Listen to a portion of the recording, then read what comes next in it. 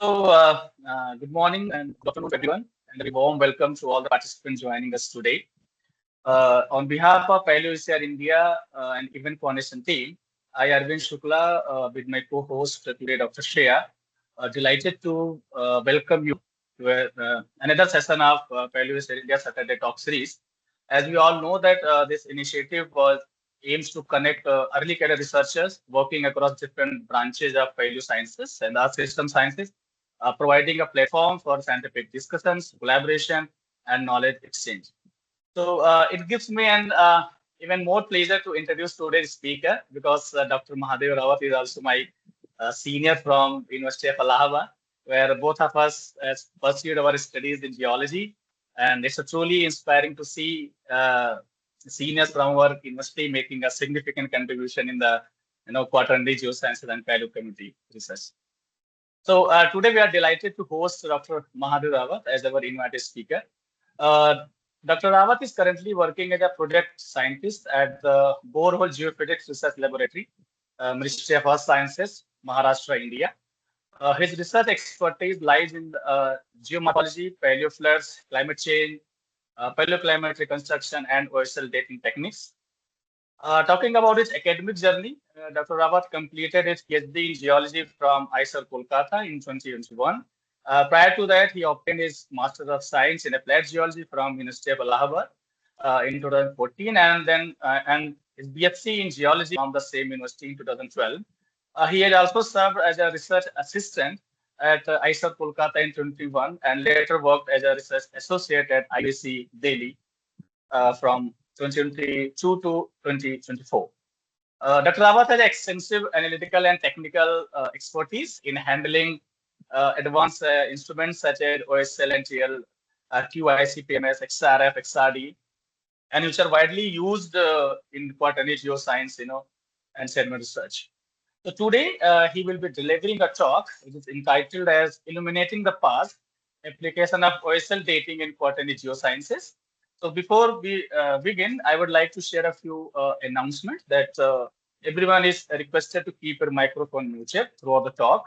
And please feel free to post your questions in the chat box and use the raise hand feature during the in the Q&A session.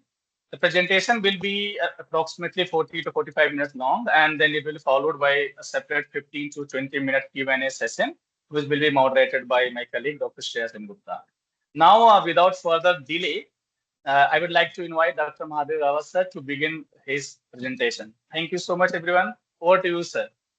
I'm just talking 7 minutes. Thank you so much, Arvind. Thank you so much, Arvind, and the ECR community. Now I am sharing my slides.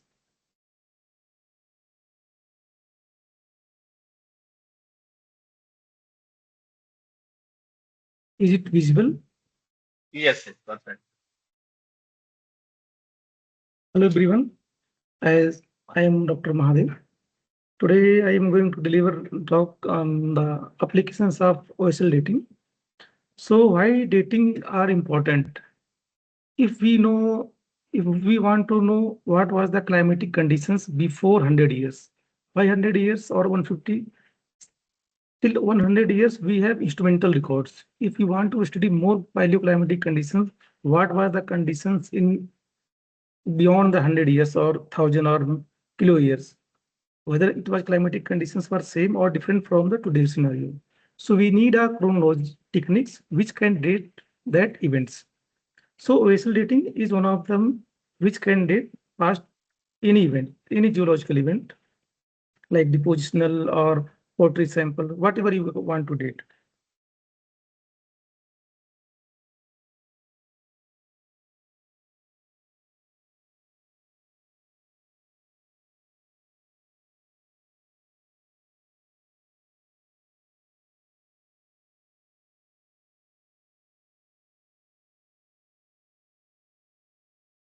Sir, please do unmute yourself. You're mute.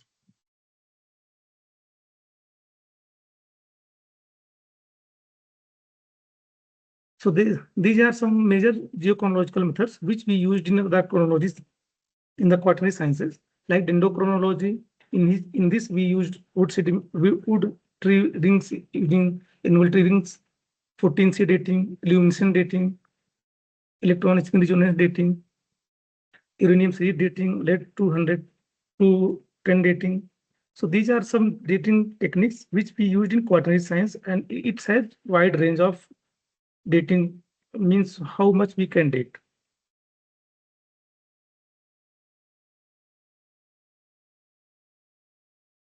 Now, there are also long-term dating techniques which can use till millions years, like fission track dating. In this, by using this dating, we can date the exhumation rain, volcanism, potassium argon dating, also there, magnetostratigraphy. So there are lots of dating techniques which we used in quaternary science. Now, if we compare those dating techniques, those have different ranges. But if we see the luminescent dating, it overlies on the most of the dating. So we will not rely only on dating techniques. We can also compare other dating techniques. The dates which we are giving by luminescent dating, we are getting whether they are matching with other dating techniques or not. So we can get more accurate dates. So today we will cover luminescent dating. So what is luminescence? Luminescence is a property of solids where light is produced from electron trapped in the crystal lattice defects. So these electrons become trapped with exposure to background radiation and escape these traps when we give them energy through sunlight or heat or any kinds.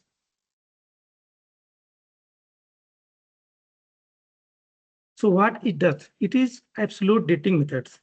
It can date when the sediment got buried or when any fire event happened. It's absolute. It will give the exact event date. What we used in this technique, we used quartz and feldspar present in the sediment. Why quartz and feldspar? We can get quartz and feldspar everywhere. So it has wide range of dating. We can date till 10 years to 3000 kiloyear up to. We can date using this method. What are the variants? Thermoluminescence, blue, green stimulated luminescence, infrared IRSL, post IRSL. So there are variants of the luminescent dating.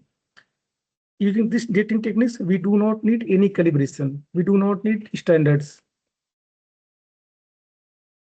Sample data correlations, ambiguities using constitute minerals, precision improved by single grain or single aliquot method. It has wide applicability to diverse geological landforms. So if in simple language, if I explain luminescent dating technique,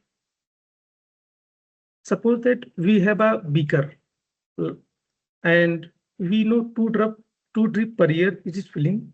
And if we know the number of drip present in the beaker and we know the what rate the drip is happening.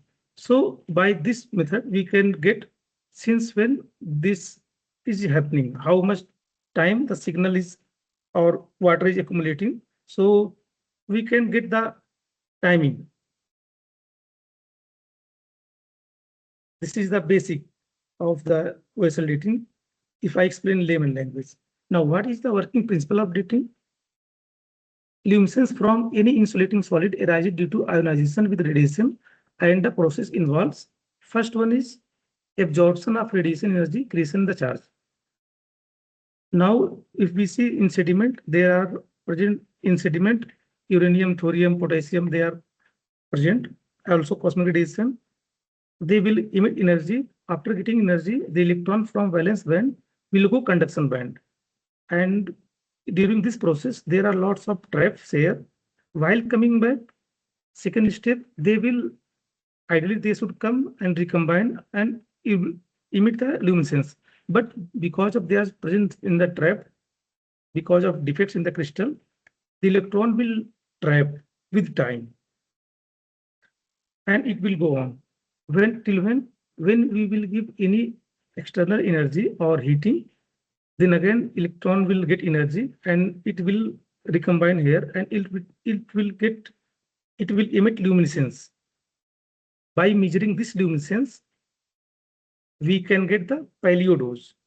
If we know the what rate that trap is happening, so we can get the age. if we see this picture, suppose that sediment got buried. With time, electron will accumulate and the count will increase with time. Any bleaching event means sunlight exposure or heating event happened. Again, all the electron will be detrapped. If they are fully detrapped, it will call fully bleached, and thus we will get zero age, zero. If all the electrons are not bleached, not detrapped, it called partially bleached. And in this condition, we will get overestimated dose, and thus we will get overage samples. If the electrons are fully bleached, like aeolian deposits, in that case, we will get the true age. So this is the age equation, equivalent dose upon dose rate. Equivalent dose means number of electrons trapped in the crystal lattice, and dose rate means what rate the electrons are trapping in this. So this is the brief description, how it's happening. Suppose that grains are here, and during transportation, they are getting bleached, and again they are getting deposited here. With time, they are getting energy from uranium, thorium, potassium, also cosmic radiation, and the energy will be stored. In second, we can collect the samples. For samples, we need to process for the vessel dating, and by this way, using SAR protocol, we will get the age. SAR protocol, I will explain in coming slides. So for vessel age, what parameters we need? We need number of electron trapped in the crystal lattice, that is called paleo dose. The rate of electron trapping, which is called dose rate, means how many electrons are trapped in a year or kilo year. If we have samples, we get the number of electron and we get the dose rate. So we will get the age since when the sediment is buried in the system. So there are, to get the measurement of paleo dose, there are multiple methods, like several methods, like multiple aliquot additive regeneration method. These methods work well in the sediment like aeolian sediments, but there is less suitability in homogeneously breached sediments like fluvial. There are also other methods called single aliquot regeneration method, SAR method, or single grain regeneration method for fluvial sand. So these are the basics of the luminescence dating. Coming on the SAR protocol, in SAR protocol, SAR means single aliquot regeneration.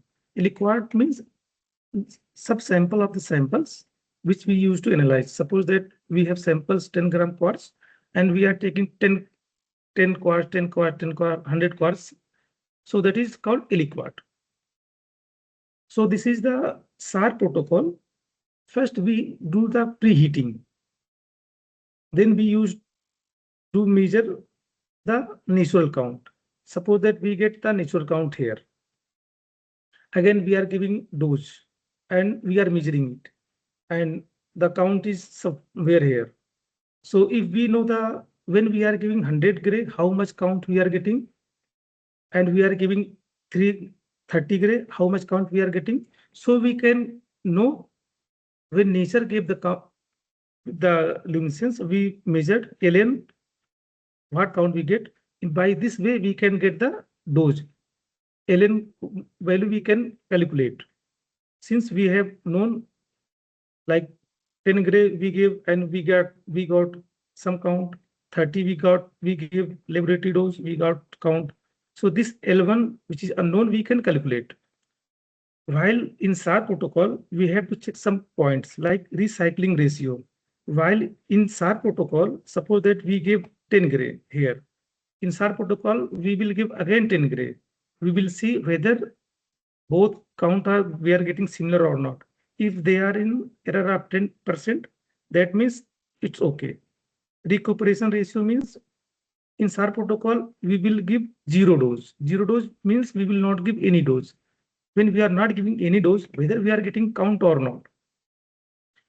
Dose recovery. Suppose that we gave 10 gray in SAR protocol, whether we are getting 10 gray during measurement or not. So these are some points which we will check in the SAR protocol. For dose rate measurement, we need to measure the value of uranium, thorium, and potassium, and we can measure these values using ICP-MS or XRF or gamma spectrometry. After getting these values, we will fill in Excel file, and that will calculate dose rate. And using this equation, we can get the age. For sample collection, so these are the equipments which we need during sample collection, like opaque polythene, galvanized iron pipes with caps. Everyone will keep these things during field.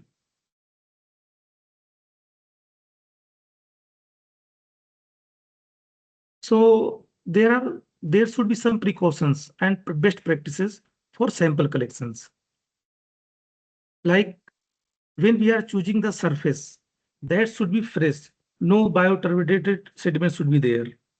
Avoid bioturbidation or colluvial river layer, withered surface, we should avoid. For sampling method, use steel pipe. If you are doing block sampling, so the size should be thick that so that we can erode or we can we can cut from here so we can collect the samples.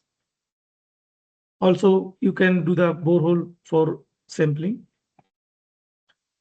We need to clean the section, and by this way, we used to hammer and extract carefully and immediately seal both ends. At this part, we consider they are light exposed in light, so we don't take samples for dating from 1 to 2 inch both sides. So the middle part we take samples for the dating. For dose rate calculation or we used a sample from this part. So these are also we used to measure moisture content. If there are more moisture, the dose rate will be less and we will get higher doses, thus higher ages. Transport and storage we should take care. So these are the procedure during the sample collection to measurement in the lab.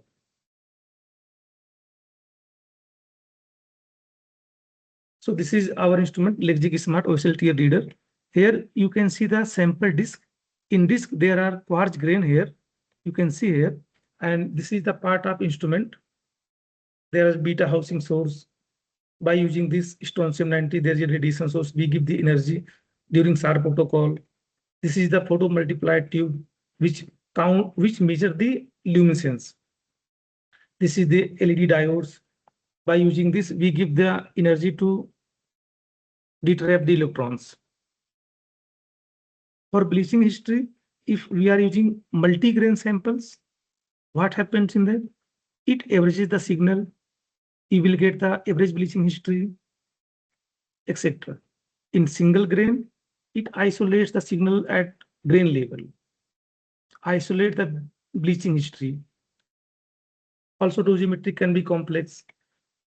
If we are getting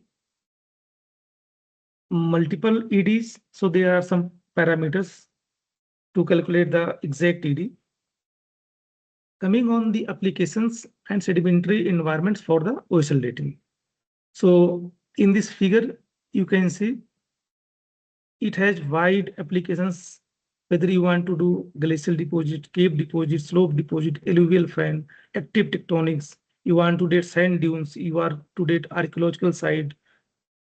There are large or wide range of applications using luminescent dating. And what materials we can use, you can go by text, like tectonics or paleoseismic activity. Also, we can date using OSL dating. Those who are studying paleoclimate or paleo environment, they can also use OSL dating in the sediments. So there are large environment and applications of OSL dating which we use. Coming on the where are the laboratories of OSL dating? So these are list of institutes where the OSL reader have. And these are the black dots are the sample locations from where OSL dating has been done. So we in India, I think more all of the part have been covered using OSL dating. And these are the instruments where that is installed. I think 13 or 14 institutes have OSL labs. I will briefly discuss some slides which I did in PhD. In 2015, in Chennai, there was a mega flood happened. It cost lots of lives. So what we did, we collected samples from the recent flood. We wanted to date those events, whether in catastrophic event can be dated using luminescence dating or not, whether bleaching is happening in such catastrophic event or not. So from all the rivers at that flood, we collected samples for checking just applicability or whether they are bleached or not for those samples. Also, we collected samples from floodplain, levees, paleo channels. So we collected samples. So I am showing some analytical outcomes like the samples which we collected for the checking the bleaching conditions. Here, if we see the natural blue one is that was fully bleached. When we give small dose like 1.5 gray, we are getting signal. So when we are giving dose, we are getting signal, but initially it was fully bleached. There was no signal. So in catastrophic event, that also can be dated. Like here, we run more than 30 liquids and more than 25 liquid were showing 0 ED, means that were fully bleached.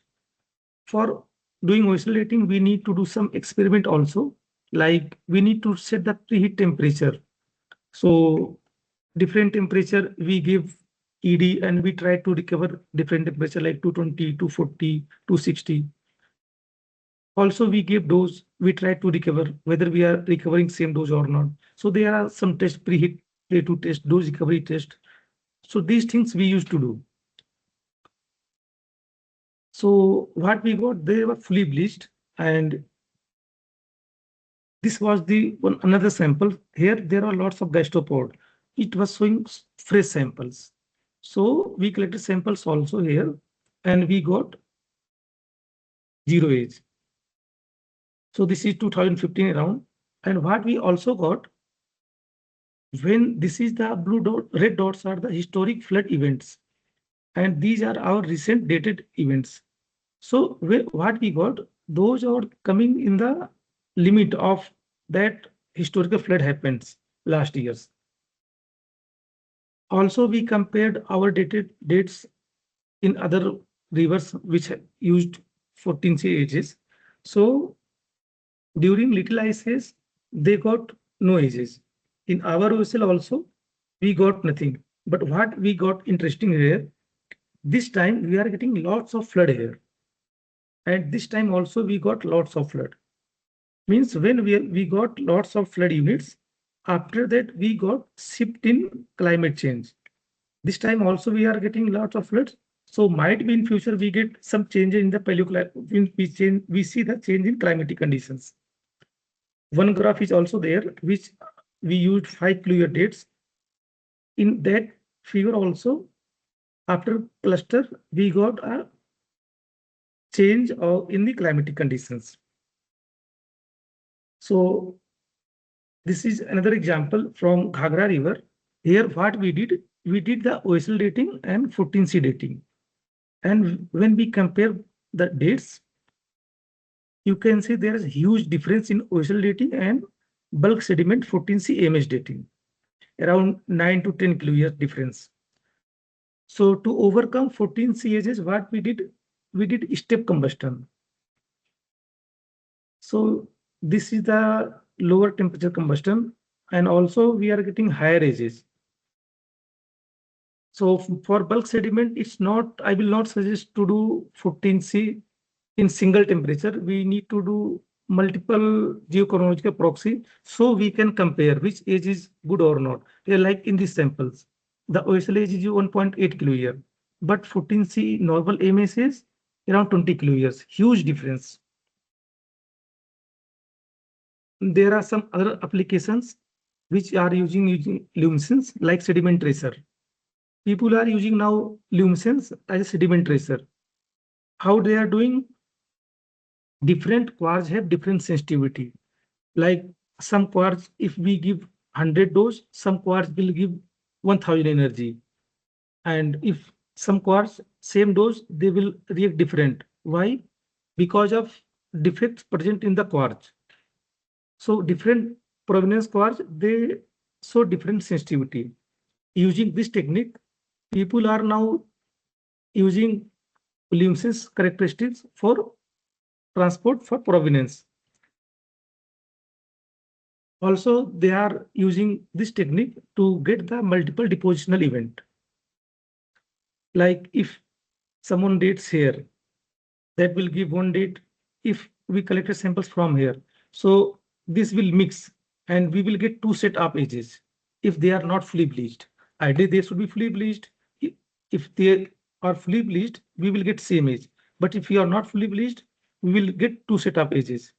Like here, we will get three set of ages. So using luminescence sensitivity itself, we can tell the depositional history of the sediments, how, from where sediment had traveled to deposit here. Also, it is luminescence is also used as a retrospective dosimetry. People are using like somewhere nuclear explosion happened, like Hiroshima, Nagasaki, or Chernobyl, how much radiation happened. So we know the brick or any ceramics or toilet seats. So we will collect samples from there and we will measure the doses because those are recent. If we are getting excess doses, so we can calculate how much radiation that brick or ceramics have absorbed. Or we can also measure how much radiation happened in past because of the nuclear explosion. So people are using also this using luminescence technique. So if I summarize, coastal dating is very powerful tool for quaternary science. It has wide range, up to 10 to 3000 kilo year event can be dated. And it will reset by light or heat reset. It is multiple relative method.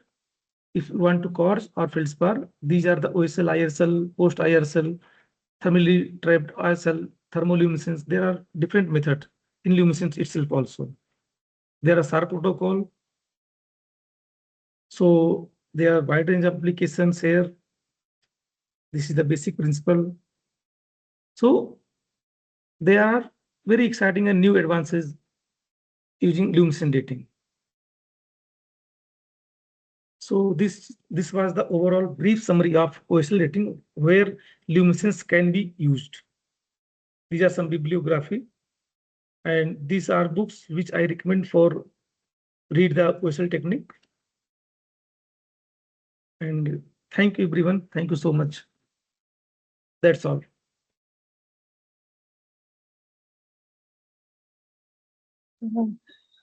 Thank you, Dr. Mahadev, for your such a informative presentation. Now I will let the Q&A session to be open.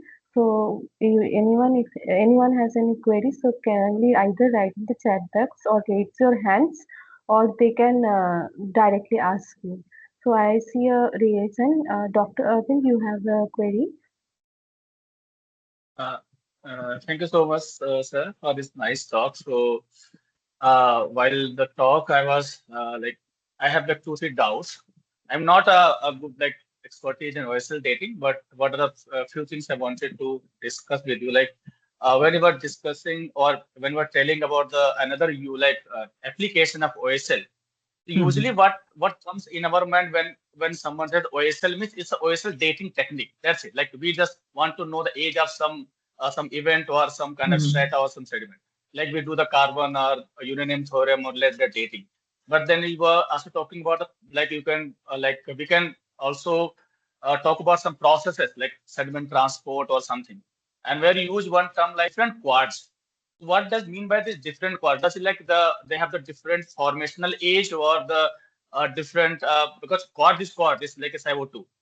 Mhm. So yeah, I just want to have like your view on this different quads and the process involved here. Actually, quartz is quartz. Quartz is kind of semiconductor material. It behaves like. So suppose that some quartz have impurities. Quartz is not pure quartz. It has some impurities like Si replaced with Al or potassium. So if there are more repletion of aluminum or potassium, we will see more defects. If there are more defects, that means that can accommodate more electrons. It will give, when we will give the energy, it will emit high electrons, more number of electrons. That is called sensitivity, number of electrons. When per gray, when we are giving some energy, how much electrons we are getting. If the quartz have more electrons, more defects, that will give more energy. So from different environment or different depositional sequence, our all quartz are not same impurities. They behave differently. Like if you date Himalayan quartz, the sensitivity is very less. In Kaveri River, sensitivity is very high. In Himalayan, if we give 100 gray dose, we will get 1000 count. In Kaveri River, if you give 100 grade, 10 grade dose, you will get 10 lakhs count. Means in those quartz, there are more defects. More defects, more count. Means sensitivity is high. So based on the sensitivity, they are telling the provenance that this not came from this location, this is from another location. Suppose that at we are did we did some sampling from any paleo channels. Okay. And current channel. We measure the sensitivity.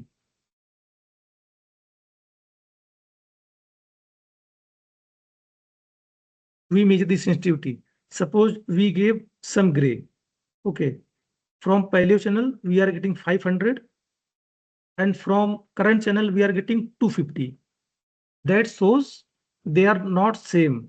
Paleo channel might have some older sources, other sources, and current channel is some other sources.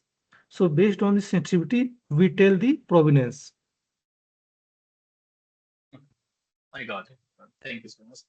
And another thing, like when you say the this sample at zero age, Huh. so zero means the sediment, like some sediment has formed somewhere and then it got transported and it got buried Huh. somewhere. Then again, you took the quartz or the grain outside. So when we like when you tell it zero age, I was not getting what this zero age means because the quartz is In not just the formed today. beauty of the visual dating is that when sediment is exposed in sunlight, here we are giving energy. It is around 5 seconds. In 5 seconds, all the electron are detrapped. Now we are getting by ground signal. Okay. So it doesn't mean from where to where the sediment have traveled. Visual dating shows last day burial, when sediment got buried, or last day exposure of sunlight, when the sediment lastly exposed in that sunlight. So vessel date that event. Zero age means in flood time, sediment saw the sunlight. Okay. During 5 to 10 seconds, all the electron will be detrapped and signal will be in the background. So what we are getting here, most of the samples are bleached except few liquids. So all the sediments are bleached. We are get recent age. We are just checking whether in catastrophic event sediment is getting sufficient time to get bleached or not. That's all. So basically, like we are dating the event, Yes, right? we are dating Okay. burial event. Burial event or heating event. Heating event. No, now it's clear. Okay, thank you, sir. Thank you. Now it's the floor is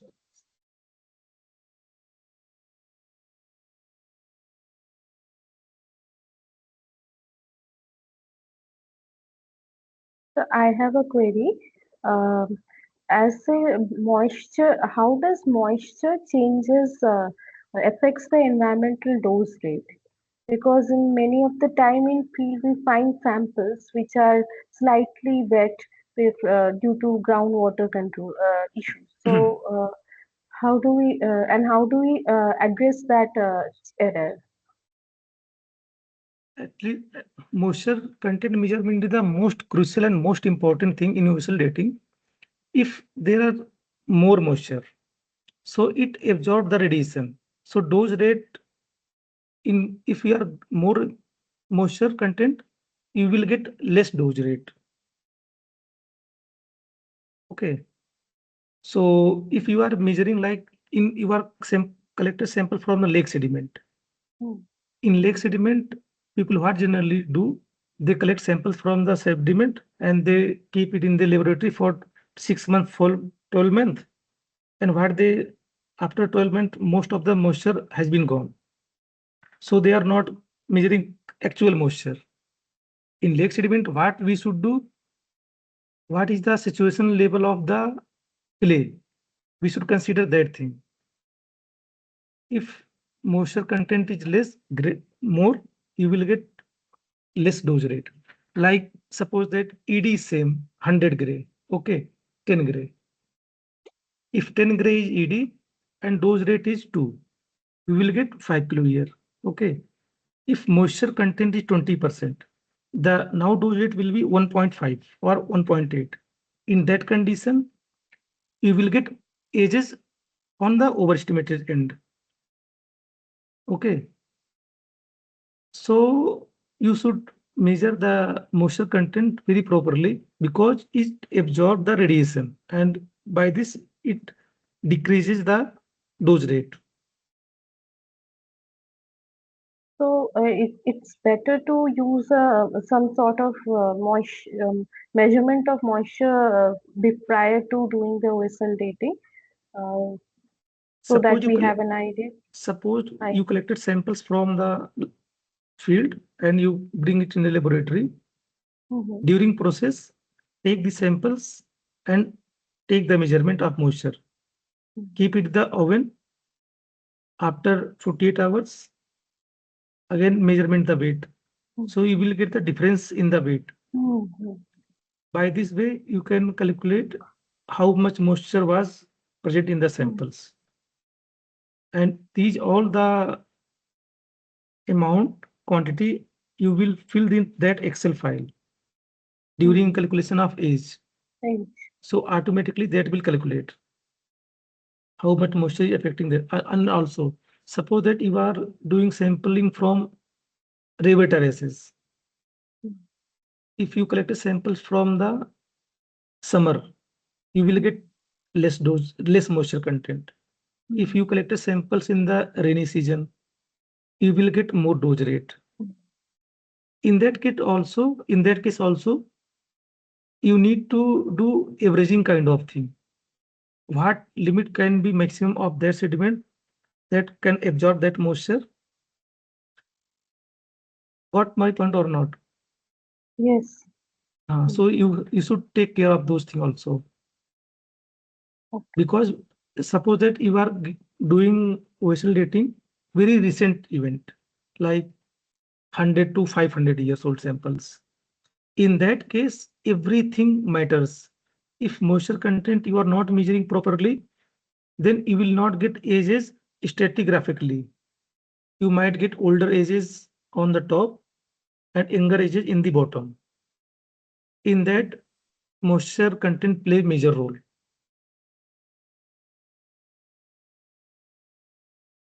Another query that I had regarding how do we measure the OSL dates from the cave sediments, means paleothem, in lake sediments, so we send a significant amount of the sample, but in caves, especially in stalagmites, very small amount is required and we recover very small amount.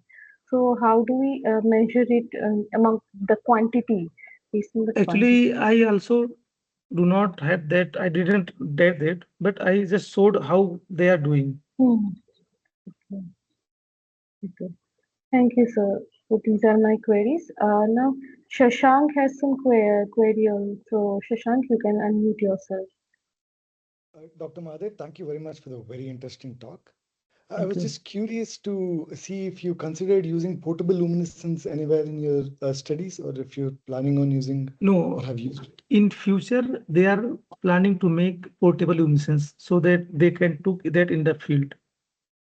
No, because I've been working with Dr. Abby Stone from Uni Manchester in the Thar Desert, and we were trying to get portable luminescence as a mainstream technique. So for the other members, portable luminescence is essentially using the bulk sediment without any chemical treatment to measure what the luminescence signal would look like. So it has its own advantages and disadvantages. Yes, The yes. advantages being it makes it significantly quicker and cheaper to measure samples, True. and you're sacrificing on accuracy in terms of the age you end up getting, because you're calibrating it against a full luminescence age. So when we tried this in the Thar, we found that it worked very well. And over the last couple of years, we've been able to use portable luminescence to identify which samples we want to date using full lab-based luminescence, because had a limitation on the budget. So it helps us guide which samples we want to measure. And we were also able to dramatically increase the number of samples we were working with. So like before we got into the Thar, there were about 200 something ages on the sand dunes. But now since then, we've added another 500 ages to that, and there's like 700 ages that's there. So we can do a study on the landscape scale. So if it's something you're planning to do, and if you have some bulk sediment lying around, I would love to collaborate with you and see if we can calibrate that for some different settings. So you are currently in Manchester, right? Yeah. So I'll pop in a paper that we recently published. Actually, I think Atul sir is here, and he might be very interesting because he got recently joined NEHU as assistant professor. So he are in the mode of developing OSL laboratory over there. Atul sir, I think he left. Yes, He's here. Mahadev. So they are using, sir, portable luminescence instruments. So he is currently working at Manchester. So if you have any collaborative kind of thing, so yes, we can discuss that. We can discuss that. Yeah. I'll drop an email to both of you, and then maybe we can have a separate meeting and see. yes, sure. that will be forward. Yeah, I would be quite keen to see that. Thank you very much. Thank you for the great talk. Thank you.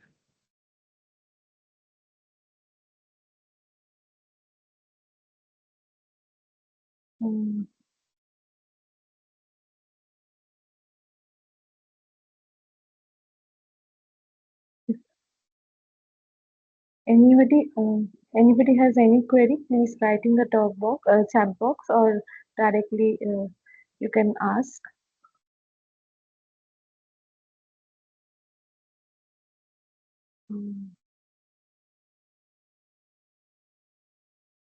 Okay, I think we have a good discussion today, and people have asked many questions, and it was a nice talk. I think let's conclude the session. We are running out of time. So thank you so much, sir, for this wonderful talk. And this was my first talk related to OSL. Maybe next time we will come with one kind of Actually, just I keep it instrument. very simple, and I try to spoke only basics things.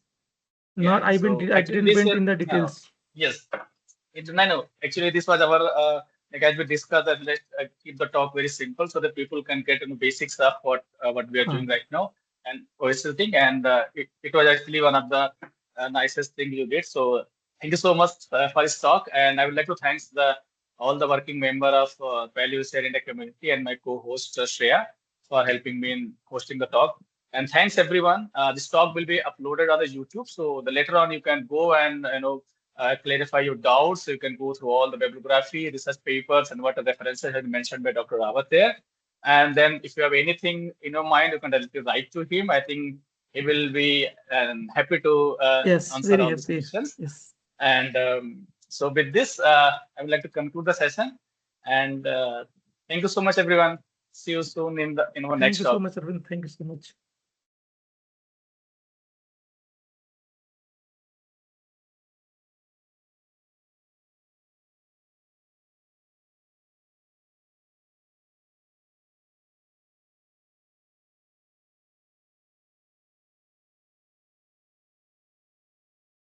Arvind, just want to